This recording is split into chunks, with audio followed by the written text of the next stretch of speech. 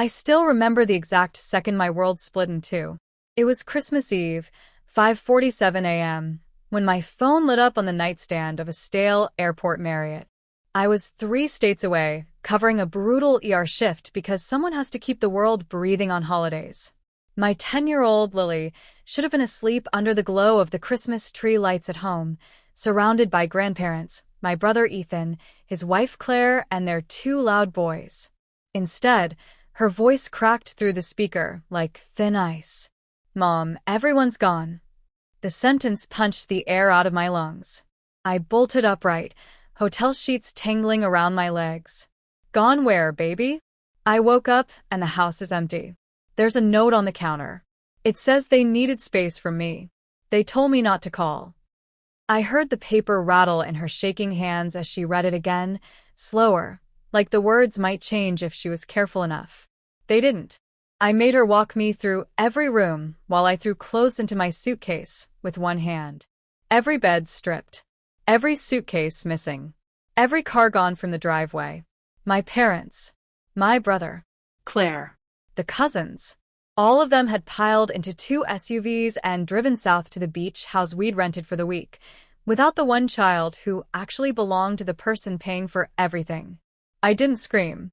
I didn't cry. Something colder settled in my chest, the same calm I get when a trauma rolls through the doors and there's no time for feelings, only action. By 6:30 I was in my rental car, tearing toward the airport. By 7:15 I was sprinting barefoot through security because I'd abandoned my shoes at the gate. By 10:42 I was bursting through my own front door into Lily's arms. She smelled like fear and strawberry shampoo.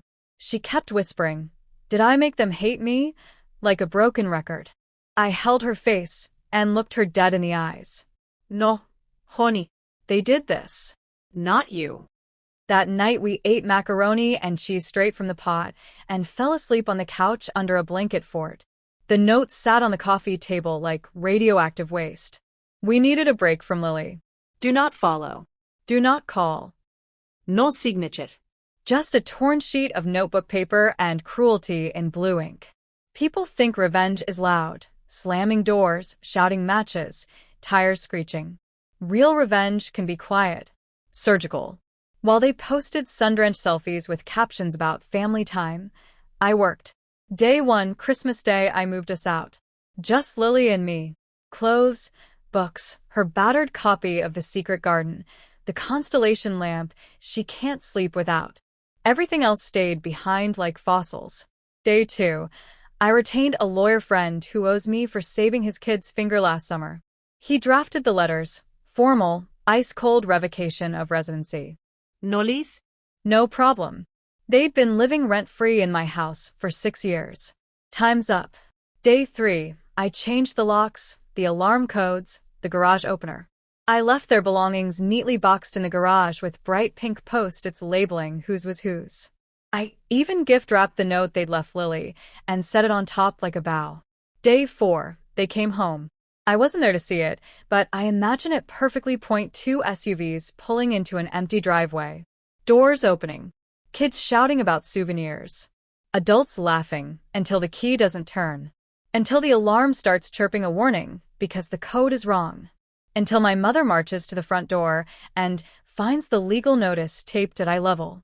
Until they step inside and the house echoes. Until they see the kitchen table, bare except for a single sheet of heavy cream stationery, my handwriting elegant and lethal. Welcome home.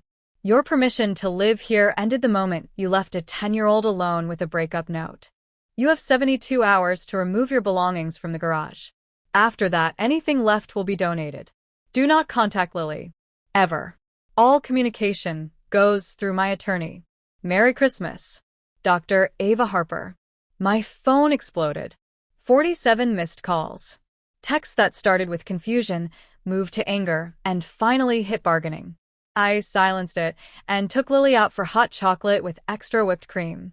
She was starting to laugh again, small laughs, but real ones. Later that night, curled on our new pull-out couch in a furnished one-bedroom near the hospital, she asked, "Are we okay now, Mom?" I kissed the top of her curly head.